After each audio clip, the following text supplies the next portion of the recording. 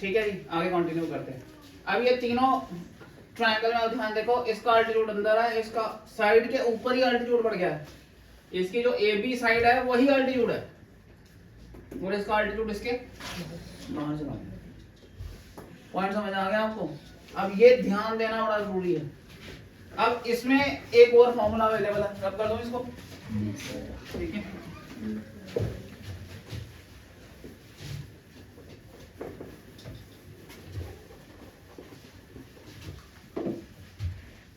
अगर ये खाली ए बी और सी साइड दी हो तो हमारे पास हीरोन्स फॉर्मूला है, उसमें सेमी पेरीमीटर निकालते हैं, ऐसे इज कॉल्ड सेमी पेरीमीटर। और ये तीनों साइड का सम करना है और उसे 2 से डिवाइड करना है और फिर एरिया का फॉर्मूला जो है वो फिक्स्ड फॉर्मूला है, वो लगाना है root s into S minus A into S minus B into S minus C. इसमें स्क्वायर रूट निकालना आना चाहिए और आपको डिवीजन मेथड और फैक्टराइजेशन मेथड दोनों कराए हैं, ठीक है भाई? ये समझ आ गया आपको? ठीक है, ट्रायंगल भी हो गया। अगला कौन सा है? ठीक है, ये रखा दो, तीनों साइडों का ऐड करेंगे। जिन चीजों के डायरेक्ट फार्मूलाज नहीं है, इसका मतलब है कि आपको उसमें कंसेप्चुअल लगाना पड़ेगा। पेरीमीटर क्या होगा? तीनों साइडों को ऐड करो, a plus B plus C, तो पेरीमीटर होगा a plus B plus C, right. अगला आ गया आपका ट्रेपीजियम। ट्रेपीजियम में एक पेयर पैरेलल होता है, a is parallel to b, ठीक है। और आपको इनके बीच क्या हाइट चाहिए, अल्टीट्यूड चाहिए। Area will be half of sum of parallel sides into perpendicular distance, so it will be half of a plus b into h, right. इसमें ये साइड और ये साइड बराबर हो भी सकती है, नहीं भी हो सकती है, इसलिए इसका कोई आपस का रिलेशन नहीं होता। ये सी हो सकती है, ये डी हो सकती है, इनका आपस में कोई भी रिलेशन दिया नहीं होता, हो भी सकता है, नहीं भी हो सकता। अगला आ गया parallelogram.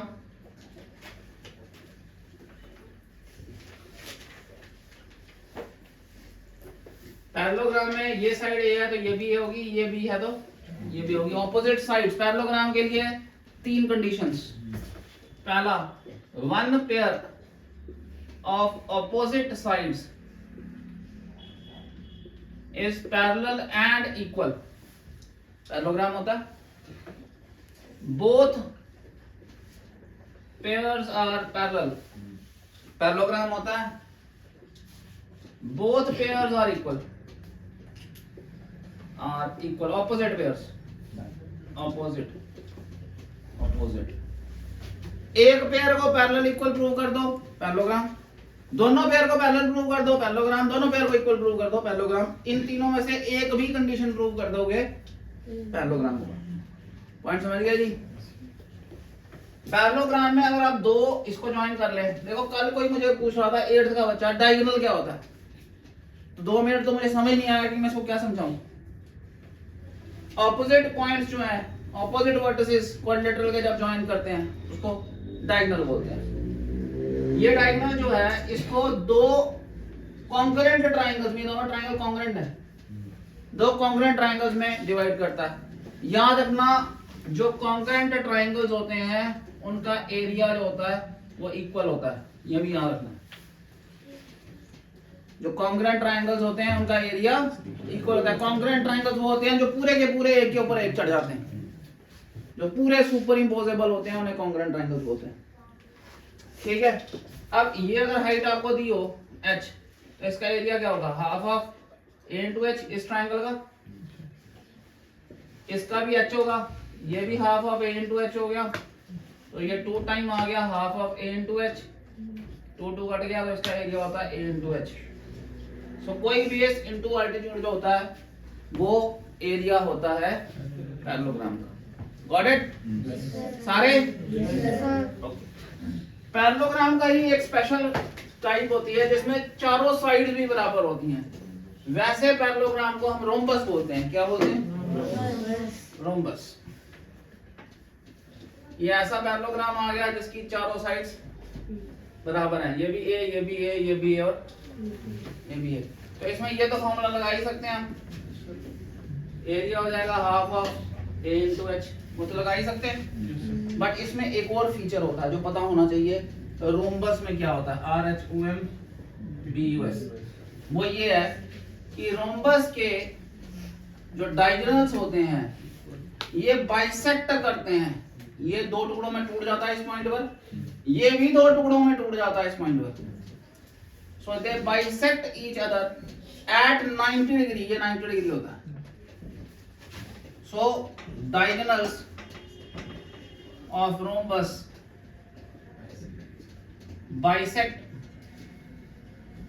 Each other at 90 degree. तो ये बेस, ये अल्टीट्यूड आप यूज कर सकते हैं, इस ट्रायंगल का एरिया आ जाएगा। ये बेस, ये अल्टीट्यूड यूज कर सकते हैं, इस ट्रायंगल का एरिया आ जाएगा। इस पूरे ट्रायंगल का एरिया जो है, इस पूरे ट्रायंगल का एरिया, ये बेस है और ये अल्टीट्यूड है, समझ गए? अगर मैं ये डायगोनल D1 लेता हूं पूरे का पूरा, सपोज दिस इज D1 और ये वाला D2 लेता हूं, ठीक है? ये ऊपर वाला ट्रायंगल, ध्यान समझना, मैं टुकड़ों में समझा रहा हूं फॉर्मूला, फिर पूरे में समझाने की कोशिश करूंगा। ये जो ट्रायंगल बनेगा, ये बनेगा हाफ ऑफ D1, मैंने बोला बाइसेक्ट करते हैं हाफ ऑफ D2, ये पूरा D2 है तो ये आधा D2 होगा यहां से यहां तक, समझ आ रहा है? ये पूरा D1 है, तो ये एरिया बनेगा half of D1 into half of D2, right और रॉन्ग? नीचे वाले का क्या बनेगा? नीचे वाले का ऐसे बनेगा, ये भी हाफ ऑफ D2 है, ये D1 है, नीचे वाले का बनेगा half of D1 into half of D2। Total area क्या होगा, इनको ऐड करेंगे, half of D1 into half of D2 plus half of D1 into half of D2, ये आ जाएगा half of D1 into D2। यानी रोम्बस में जो area है उसका एक और फॉर्मूला है, that is half of diagonal 1 into diagonal 2। याद रहेगा आपको? तो ये इंपॉर्टेंट फॉर्मूला है जो बच्चे मिस कर जाते हैं। समझ आ गया आपको? इस पे एक क्वेश्चन देखते हैं।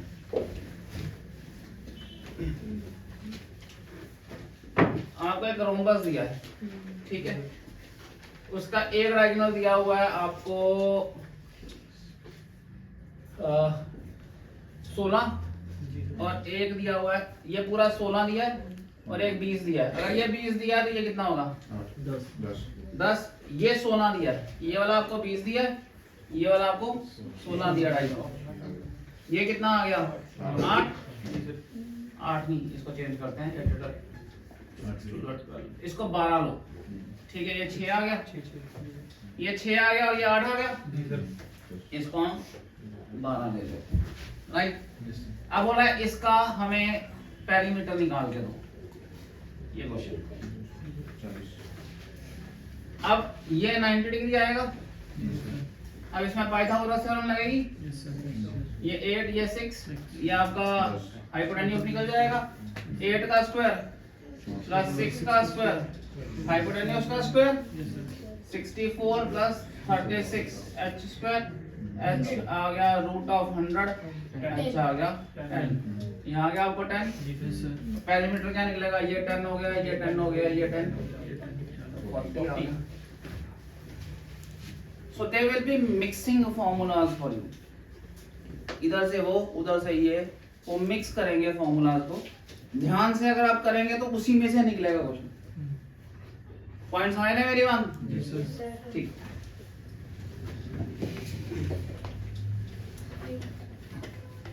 अब कौन सा रह गया?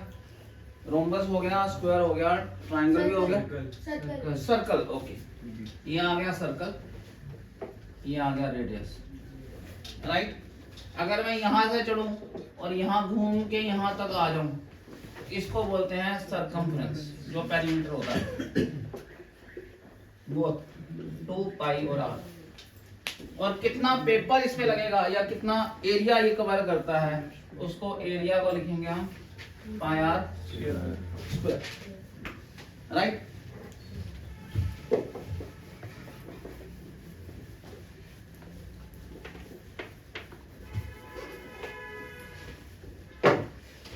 देखिए सर्कल में कुछ चीजों का पता होना चाहिए, सारी चीजें बता रहा हूं। ये आ गया रेडियस, ठीक है, ये आ गया डायमीटर, ये आ गया कॉर्ड। पता आपको या नहीं पता है? ठीक है, अगर मैं एक पॉइंट पे टच करूं इसको बोलते हैं टेंजेंट। अगर मैं दो पॉइंट पे टच करूं इसको बोलते हैं, क्या बोलते हैं, सीकेंट। ठीक है जी। सर्कल में अगर मैं कोई दो पॉइंट ले लूं तो ये ए से बी जाना जो है it is called arc. Arc जो सेंटर पे एरिया बनाती है, ये area, this is called minor sector, तो इसको बोलते हैं हम मेजर सेक्टर। ठीक है, आर्क के दो पॉइंट जोड़ लें तो जो नीचे वाला एरिया बनता है छोटे वाला, इसको बोलते हैं segment, this is called minor segment, this is called major segment. ठीक है, इसका एरिया निकालने के लिए हमें ये वाला एंगल पता होना चाहिए। इस एंगल को हम जनरली एक वैल्यू से रिप्रेजेंट करते हैं, ग्रीक लेटर है थीटा कहते हैं इसको। इसका एरिया निकालने के लिए आपका टोटल एरिया कितना होता है?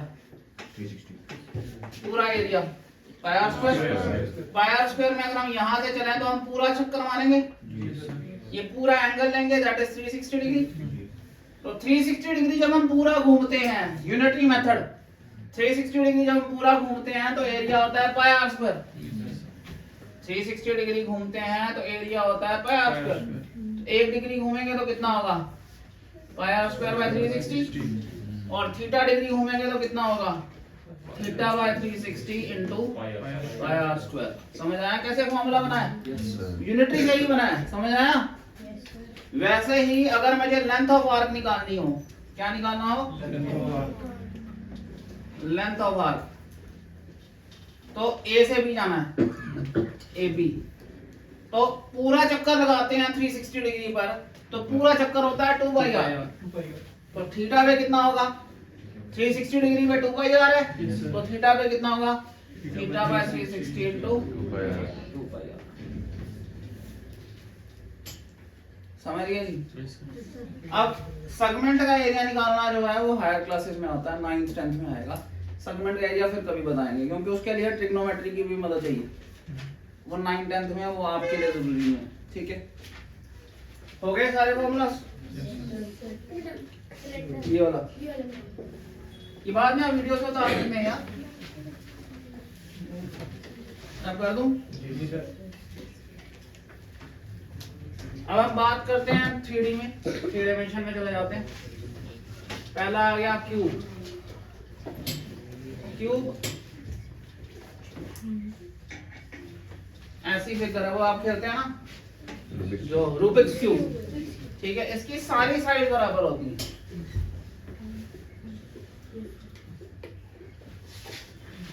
इसमें ऐसे 6 फेस होते हैं, 1 2 3 4 5 6।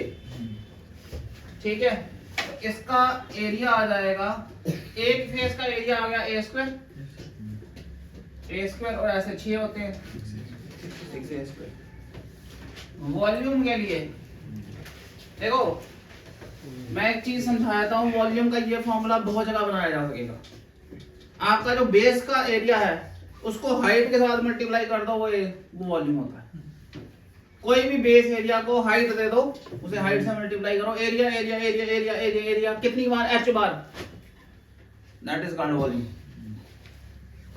ये वॉल्यूम आ गया a इंटू ए, ये बेस एरिया हो गया, और उसे कितनी बार डालना है? a बार, तो ये a क्यूब हो गया। इसका यूनिट आएगा मीटर स्क्वायर, इसका यूनिट आएगा मीटर क्यूब। पॉइंट समझ आया जी आपको? सबको?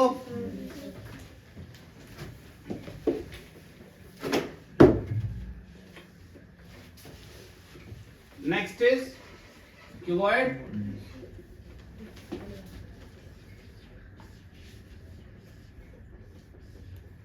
Length width height, L D लिख लेता हूँ उधर। ये एरिया होगा length into height, length into height, this is length into height, पीछे वाला भी लेंथ इनटू हाइट। ये वाला एरिया होगा ब्रेड्थ इनटू हाइट, इधर वाला भी, ये आ गया लेंथ, ये विड्थ, तो ये एरिया क्या होगा, नीचे वाला भी। सो दो बार आ गया लेंथ इनटू ब्रेड्थ, दो बार आ गया ब्रेड्थ इनटू हाइट, दो बार आ गया height into length. So total area will B 2 length breadth plus breadth height plus height length. अगर मुझे चारों दीवारें लेनी हो, 1 2 3 और 4, तो मुझे लेंथ ब्रेड्थ नहीं लेना है। पॉइंट समझ आया जी आपको? सो एरिया ऑफ 4 वॉल्स क्या होगा, मैं टुकड़ों में लिख रहा हूं, लेंथ हाइट 1, लेंथ हाइट दूसरी, ब्रेड्थ हाइट 1, ब्रेड्थ हाइट दूसरी। So twice length height plus breadth height. Point समझ आया नहीं आपको? अगर आप टाइल बिछाओगे तो वो लेंथ ब्रेड्थ पे बिछाओगे जमीन पे, अगर आप छत पे कलर कराओगे तो वो लेंथ ब्रेड्थ में कलर होगा, अगर आप दीवारें कराओगे तो ये लेंथ ब्रेड्थ है, लेंथ हाइट है, ये भी लेंथ हाइट है, ये ब्रेड्थ हाइट है तो वो भी ब्रेड्थ हाइट है। समझ आ गया जी?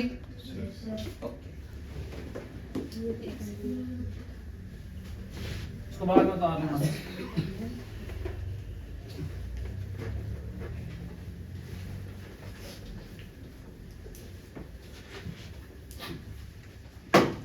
पेपर दो कोई भी, ये लो।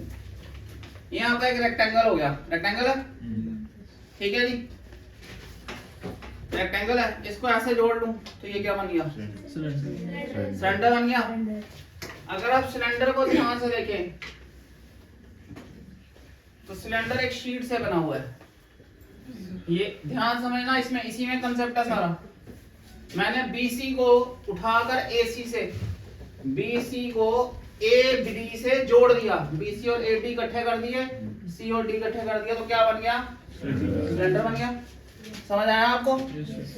अब ये जो हिस्सा है, ये जो धागा था AB, ये A से B पूरा सर्कमफ्रेंस बन गया, तो ये जो लेंथ थी वो क्या बन गई, अगर मैं इस सर्कल को R डालूं तो सर्कमफ्रेंस क्या बनता है, तो लेंथ बन गई 2πr, राइट। और जो इसकी ब्रेड्थ थी वो क्या बन गई, हाइट बन गई। अब अभी तक हम जो ऑब्जेक्ट कर रहे थे इनमें सारी तरह की सर्फेसिस एक जैसी थी, मगर सिलेंडर में सर्फेसिस एक जैसी नहीं होती। ये कर्व्ड सरफेस है ये वाली, मगर ये फ्लैट है, ये भी फ्लैट है। यहाँ सर्कल है, फ्लैट सरफेस, यहाँ सर्कल है, फ्लैट सरफेस, ये कर्व्ड सरफेस है, राइट। तो हमारे पास एरिया भी दो तरह के हो जाते हैं, कर्व्ड सरफेस एरिया, ये गोल वाला। गोल वाला अगर आप ध्यान देखें इसी शीट से बना हुआ है, तो इसकी लेंथ क्या हो गई 2πr और ब्रेड्थ क्या हो गई h, एरिया ये बनेगा ना, तो लेंथ ये आ गई, ब्रेड्थ ये आ गई, ब्रेड्थ क्या आ गई h, तो 2πrh फॉर्मूला होता है। अब समझ आया कैसे आता है, समझ आया आपको? अब 2πrh में नीचे का πr² और ऊपर का πr² ऐड कर दो, so total surface area will be 2πrh plus नीचे का πr² प्लस ऊपर का πr²। समझ आया? रट्टा नहीं मारना है। अगर ये सिलेंडर खुला हुआ है ऊपर ढक्कन ग्लास की तरह, पानी के गिलास की तरह, तो फिर उसमें एक ही πr² डलेगा। समझ आ गया? अगर ये पाइप की तरह है, दोनों तरफ से खुला हुआ है, तो दोनों πr² नहीं डलेंगे। तो जब तक आप क्वेश्चन समझेंगे नहीं तब तक क्वेश्चन गलत हो जाएंगे। वो आपको एक कहानी सुना रहे हैं, आप कहानी गलत सुन रहे हैं क्वेश्चन में, तो आप सॉल्व कैसे करेंगे? बात समझ आई? तो ये बन जाएगा 2πrh प्लस 2πr², इससे बनता है 2πr प्लस h। ये बुक ने फॉर्मूला लिखा होता है, बट ये आया कहां से वो नहीं बताते। तो आया कहां से वो पता हो तो कंसेप्ट राइट लगते हैं, राइट। ये टोटल सरफेस एरिया हो गया। वॉल्यूम अभी मैंने क्या बताया कि कि एरिया को एट टाइम खींच लो तो वॉल्यूम बन जाता है। नीचे का एरिया क्या है, उसको कितनी बार खींचना है, तो पाई आर स्क्वायर एच आ गया वॉल्यूम। देखो कितना आसान फॉर्मूला, कोई फॉर्मूला रटने की जरूरत नहीं होती, सब बनाए जा सकते हैं, सिर्फ कंसेप्ट आना चाहिए। आया समझ गया फॉर्मूला, आया समझ? ओके, आगे चले।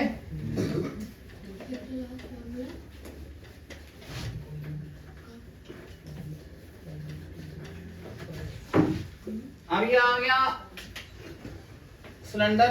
अगर मैं इसको ऐसे तीन बीच में काट दूं तो जो नया स्ट्रक्चर ये बीच में बन गया इसको बोलते हैं कोन। ये इसकी होती है हाइट, ये होता है इसका रेडियस, इसे बोलते हैं स्लांट हाइट। कौन सी हाइट, स्लांट। अगर आपको एच और आर दिया तो पाइथागोरस थ्योरम लगेगी एच निकालने के, आर एल निकालने के लिए। समझ आ गया आपको? इसका इसमें भी अगर आप ध्यान दें तो ये वाली सरफेस है कर्व्ड और ये है फ्लैट। फ्लैट, तो इसमें भी दो एरिया होंगे। एक हमारा होगा कर्व्ड सरफेस एरिया और वो पाई आर एल होता है, और एक होगा टोटल सरफेस एरिया, हो जाएगा पाई आर एल प्लस नीचे वाला एरिया डालना है पाई आर स्क्वायर, तो पाई आर आर प्लस एल लिखते हैं। ये इसी से आया हुआ है। अगर टेंट बनाना है कोई तो उसमें कर्व लगेगा, क्योंकि जमीन पे थोड़े टेंट बिछाते हैं। पॉइंट समझ आ रहा है आपको? बात समझ रहे हैं मेरी? क्या लग बनना है, अगर टेंट पे कपड़ा लगाना है तो टेंट इस तरह बनेगा। अगर आपने बर्थडे कैप बनानी है तो बर्थडे कैप में ऊपर वाली जगह ही होगी, नीचे तो सर रखते हैं हम, तो वहां वाला एरिया थोड़ी होगा। तो समझना है कि क्वेश्चन क्या बोल रहा है। एक सिलेंडर से तीन कोण निकाल सकते हैं हम, ये एक कोण, ये दूसरा है तीन। इसका वॉल्यूम जो होता है वो 1/3 सिलेंडर का volume pi are square H होता है।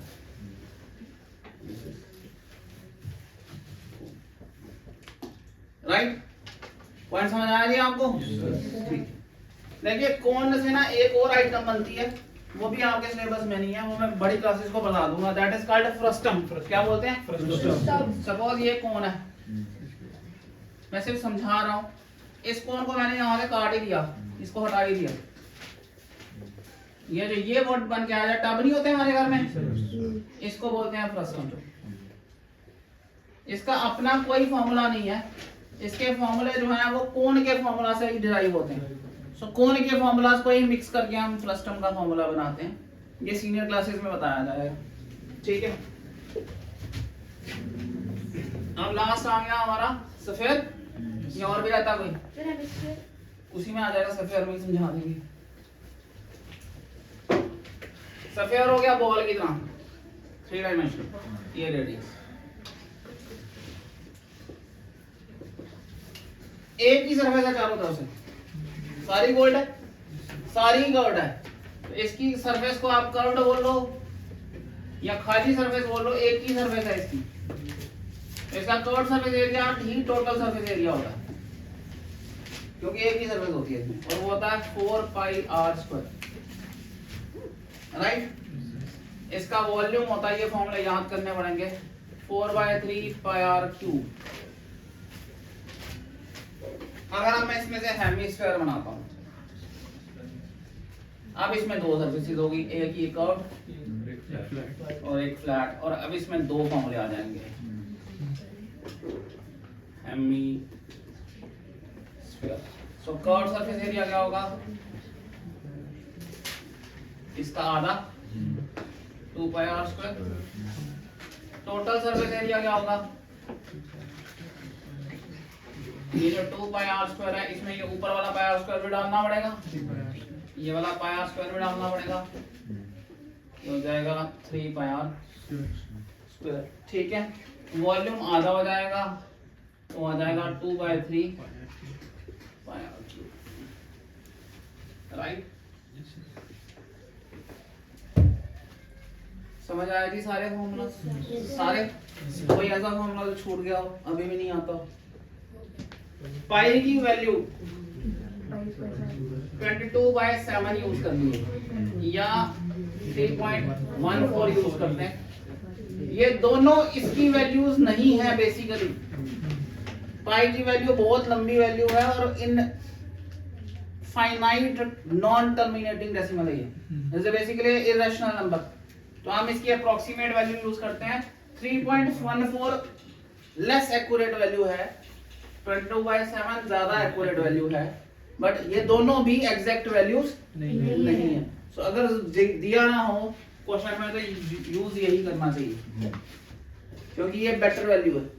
पॉइंट समझ आ गया आपको? कोई पॉइंट जो इसमें से फॉर्मूला में से नहीं समझ आया?